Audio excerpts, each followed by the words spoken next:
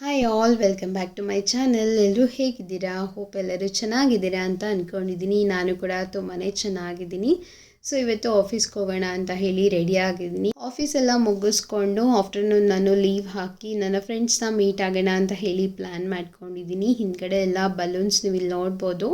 So ಮೊನ್ನೆ anniversary ಆದಮೇಲೆ decoration ಮಾಡೋರು ಅದು ಸ್ಟ್ಯಾಂಡ್ ಎಲ್ಲನೂ ಹಾಕಿ ಟೈ ಮಾಡಿರ್ತಾರೆ ಅಲ್ವಾ, ಸ್ಟ್ಯಾಂಡ್ ಎಲ್ಲನೂ ಕೂಡ ತೆಕ್ಕೊಂಡು ಹೋದರು. ಸೊ ಈ ಬಲೂನ್ಸ್ ಎಲ್ಲನೂ ಏರ್ ಹೋದ್ಮೇಲೆ ಬಿಸಾಕೋಣ ಅಂತ ಹೇಳಿ ಹಾಗೆ ಇಟ್ಟಿದ್ದೀನಿ. ಹ್ಯಾಂಗಿಂಗ್ ಚೇರ್ ಮೇಲ್ಗಡೆ ಕೆಳಗಡೆ ಎಲ್ಲನೂ ಹಾಕಿದ್ದೀನಿ. ಸೊ ಹಾಗೇ ಫ್ರೆಂಡ್ಸ್ನ ಮೀಟ್ ಆಗ್ತಾ ಇದ್ದೀನಿ. ತುಂಬ ಖುಷಿ ಆಗ್ತಾ ಇದೆ. ಚೈಲ್ಡ್ಹುಡ್ ಫ್ರೆಂಡ್ಸ್ ನಮ್ಮದೊಂದು ಗ್ರೂಪ್ ಇತ್ತು. ಸೊ ಇವಾಗ ನೋಡೋಣ ಎಷ್ಟು ಜನ ಬರ್ತಾರೆ ಏನೋ ಅಂತ ಗೊತ್ತಿಲ್ಲ. ಒಂದು 4 to 5 ಮೆಂಬರ್ಸ್ ಮೀಟ್ ಆಗೋಣ ಅಂತ ಹೇಳಿ ಪ್ಲ್ಯಾನ್ ಮಾಡ್ಕೊಂಡಿದ್ದೀವಿ. ಸೊ ಒಂಥರ ತುಂಬಾ ಖುಷಿ ಆಗ್ತಾ ಇದೆ, ಒಂದು ಎಕ್ಸೈಟ್ಮೆಂಟ್ ಇದೆ ಅಂತ ಹೇಳ್ಬೋದು. ಸೊ ನಾವು ಸ್ಕೂಲ್ ಡೇಸಲ್ಲಿ ಇರೋದೇ ಬೇರೆ ಇರುತ್ತೆ ಅಲ್ವಾ. ಸೊ ಅವಾಗ ಚಿಕ್ಕವ್ರು ಇರ್ತೀವಿ. ಸೊ ಅವಾಗಿನ ಮೆಂಟಾಲಿಟಿನೇ ಬೇರೆ ಇರುತ್ತೆ. ಸಣ್ಣ ಹುಡುಗರ ಥರ ಆಡ್ತಾ ಇರ್ತೀವಿ. ಸೊ ಇವಾಗ ಮದುವೆ ಆದಮೇಲೆ ಆಲ್ಮೋಸ್ಟ್ ಎಲ್ಲರೂ ಮೀಟ್ ಆಗ್ತಾ ಇರೋದು. ಎಲ್ರಿಗೂ ಕೂಡ ಮ್ಯಾರೇಜ್ ಆಗಿದೆ.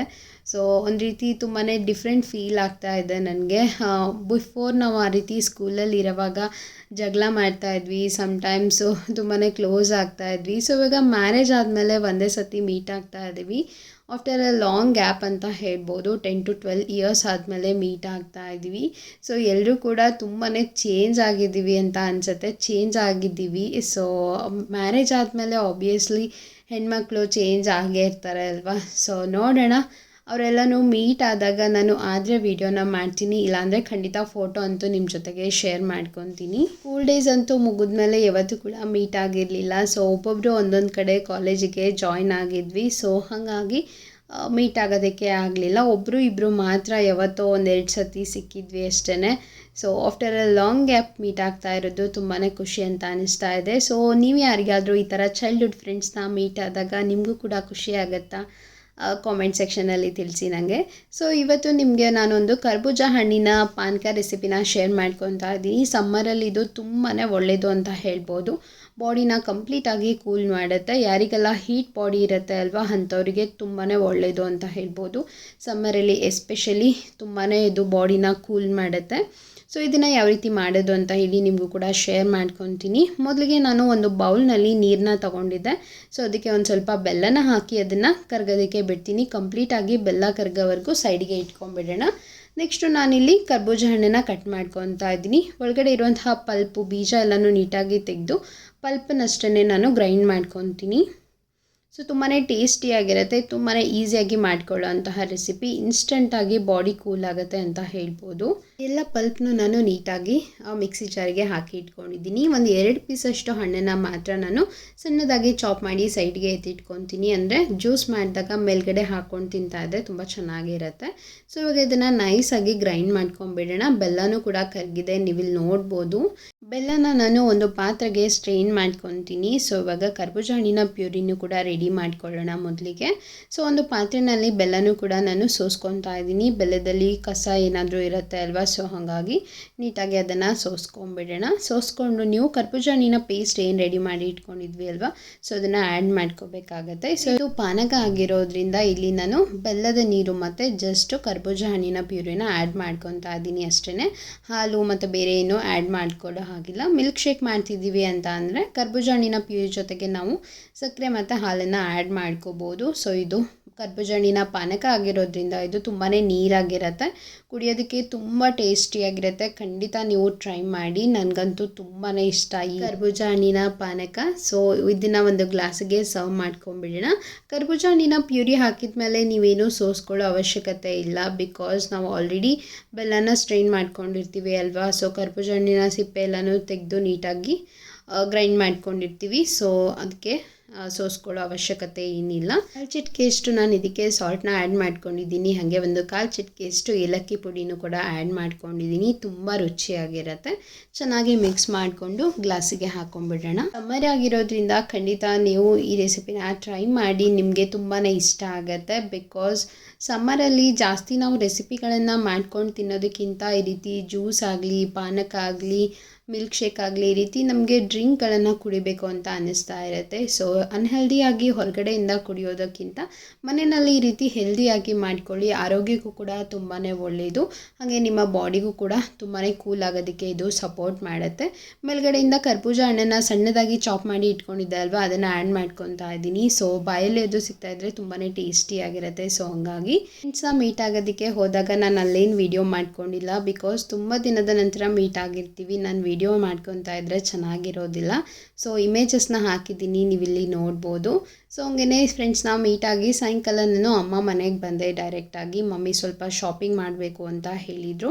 ಮಮ್ಮಿಗೆ ನಾನಿದ್ರೇ ಶಾಪಿಂಗ್ ಮಾಡೋದಕ್ಕೆ ಕಂಫರ್ಟ್ ಆಗುತ್ತೆ, ಬಿಕಾಸ್ ಅವರಿಗೂ ಅಷ್ಟೊಂದಾಗಿ ಎಲ್ಲೆಲ್ಲಿ ಏನೇನು ಸಿಗುತ್ತೆ ಅಂತ ಹೇಳಿ ಅಷ್ಟಾಗಿ ಗೊತ್ತಿರಲ್ಲ. ನನಗಾದರೆ ನಾನು ಓಡಾಡ್ತಾ ಇರ್ತೀನಿ, ಎಲ್ಲನೂ ಪರ್ಚೇಸ್ ಮಾಡ್ತಾ ಇರ್ತೀನಿ ಅಲ್ವಾ. ಸೊ ಹಂಗಾಗಿ ನನಗೆಲ್ಲ ಗೊತ್ತಿರುತ್ತೆ ಅಂತ ಹೇಳಿ ನನ್ನನ್ನೇ ಅವರು ಕರೀತಾರೆ ಎವ್ರಿ ಟೈಮ್ ಏನಾದರೂ ತೊಗೋಬೇಕು ಅಂತ ಅಂದರೆ. ಸೊ ಹಾಗಾಗಿ ಹೋಗಿದ್ವಿ.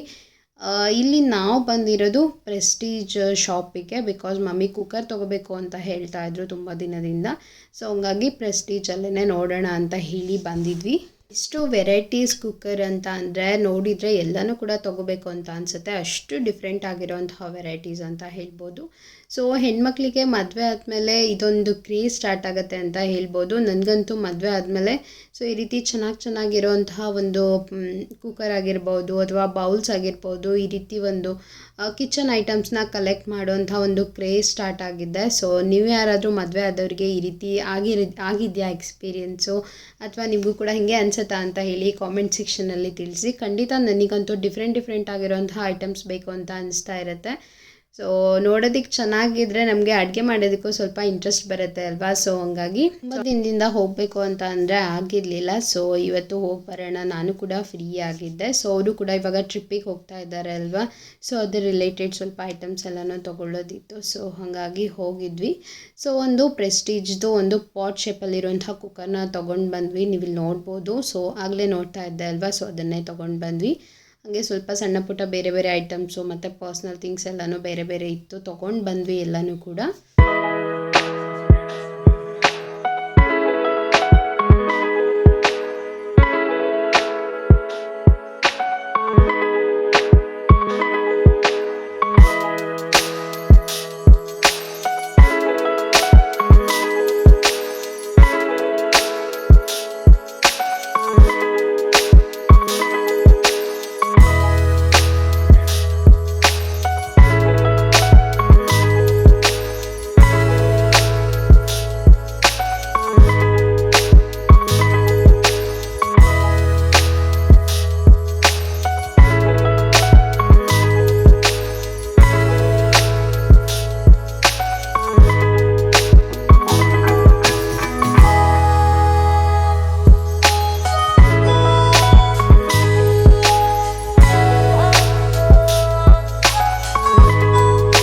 ಕುಕ್ಕರ್ ಹೇಳಿ ನನಗೆ.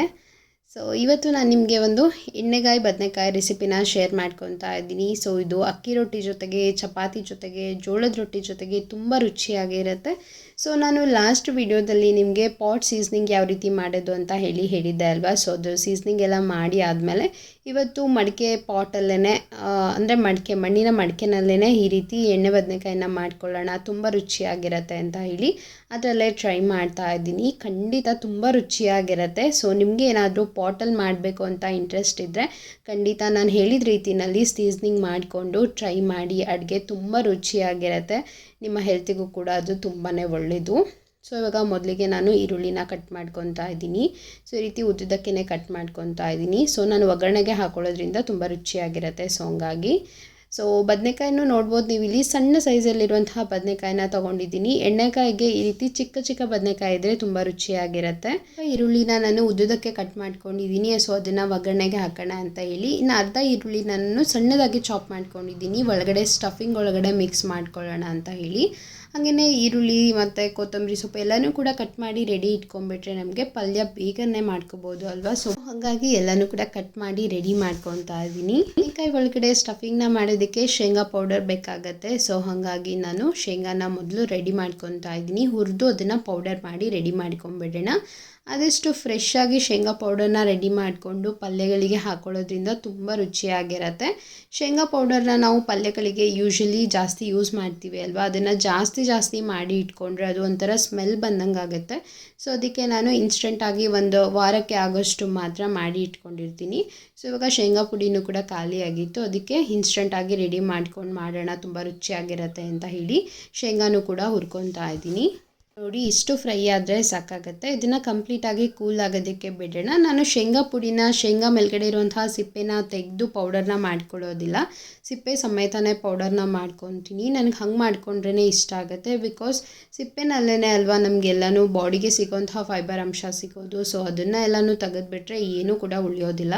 ಸೊ ಹಂಗಾಗಿ ನಾನೇನು ಸಿಪ್ಪೆನ ರಿಮೂವ್ ಮಾಡಲ್ಲ, ಹಾಗೇ ಗ್ರೈಂಡ್ ಮಾಡಿಕೊಂಡು ಪೌಡರ್ನ ಮಾಡ್ಕೊತೀನಿ. ಶೇಂಗಾ ಪುಡಿ ಎಲ್ಲನೂ ಮಾಡ್ಕೊಂಡಿದ್ದಾದಮೇಲೆ ನಾನಿಲ್ಲಿ ಇದ್ರ ಒಳಗಡೆ ಬೇಕಾಗಿರೋಂತಹ ಸ್ಟಫಿಂಗ್ನ ರೆಡಿ ಮಾಡ್ಕೊತಾ ಇದ್ದೀನಿ.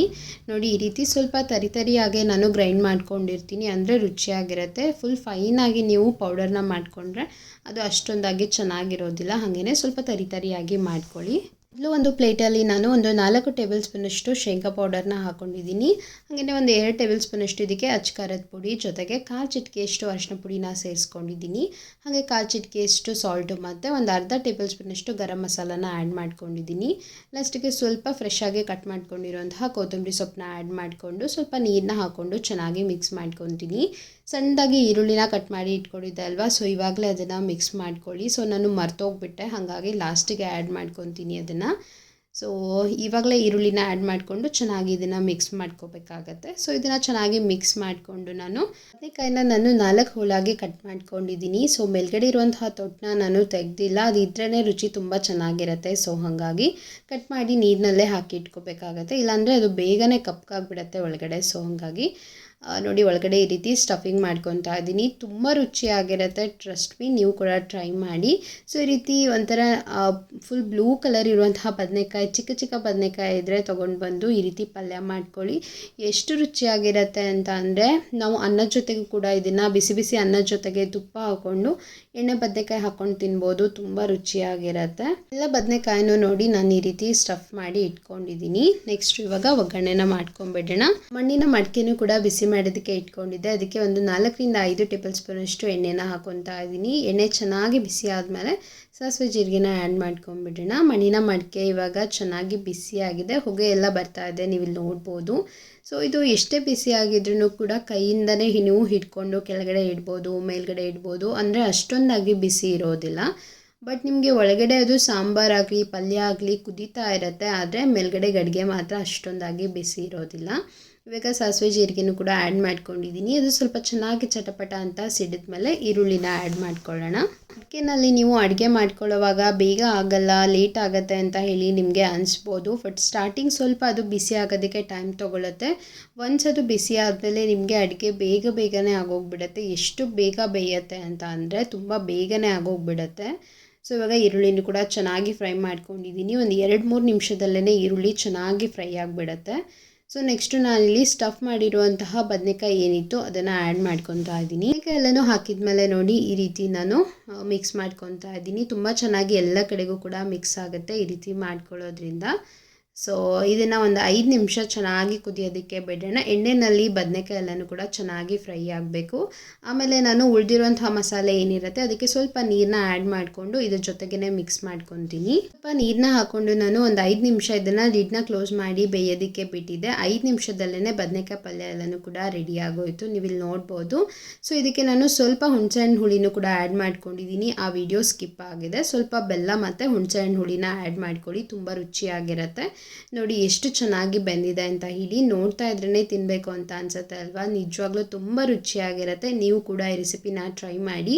ಇಷ್ಟೇ ಇವತ್ತಿನ ವ್ಲಾಗ್ ಇಲ್ಲಿಗೆ ಎಂಡ್ ಮಾಡ್ತಾ ಇದ್ದೀನಿ. ಹೋಪ್ ನಿಮಗೆ ರೆಸಿಪಿ ಇಷ್ಟ ಆಗಿದೆ ಅಂತ ಅಂದ್ಕೊಂಡಿದ್ದೀನಿ. ಹಾಗೆ ನನ್ನ ವ್ಲಾಗ್ ಕೂಡ ಇಷ್ಟ ಆಗಿದೆ ಅಂತ ಅಂದ್ಕೊಂಡಿದ್ದೀನಿ. ಇಷ್ಟ ಆದರೆ ಖಂಡಿತ ಒಂದು ಲೈಕ್ ಮಾಡಿ. ಹಾಗೆ ಸಬ್ಸ್ಕ್ರೈಬ್ ಆಗದೆ ಯಾರಾದರೂ ವಿಡಿಯೋನ ನೋಡ್ತಾ ಇದ್ದರೆ ದಯವಿಟ್ಟು ನನ್ನ ಚಾನಲ್ಗೆ ಸಬ್ಸ್ಕ್ರೈಬ್ ಮಾಡಿಕೊಂಡು ಸಪೋರ್ಟ್ ಮಾಡಿ. ಹಾಗಿದ್ರೆ ನೆಕ್ಸ್ಟ್ ವಿಡಿಯೋದಲ್ಲಿ ನಾನು ನಿಮಗೆ ಸಿಗ್ತೀನಿ. ಅಂಟಿಲ್ ದೆನ್ ಟೇಕ್ ಕೇರ್, ಬಾಯ್.